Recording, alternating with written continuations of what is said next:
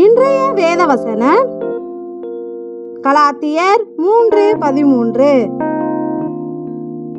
மரத்திலே தூக்கப்பட்ட எவனும் சபிக்கப்பட்டவன் என்று எழுதியிருக்கிறபடி கிறிஸ்து நமக்காக சாபமாகி நியாயப்பிரமாணத்தின் சாபத்திற்கு நம்மை நீங்களாக்கி மீட்டு கொண்டார். ஆமேன். நம்முடைய கிறிஸ்து நம்முடைய நியாயப்பிரமாண சாபங்களை விடுவிப்பதற்காக அவர் சிலுவையில் சாபமானார்.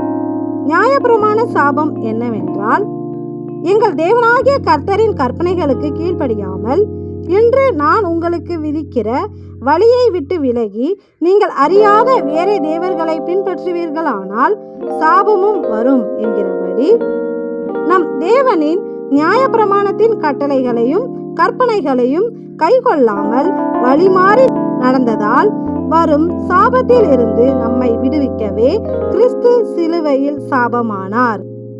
இன்று அவர் நமக்காக சிலுவையில் சிந்திய புது உடன்படிக்கை இரத்தத்தினால் நாம் சாபத்தில் இருந்து விடுதலையாக்கப்பட்டு ஆசீர்வதிக்கப்பட்டிருக்கிறோம்.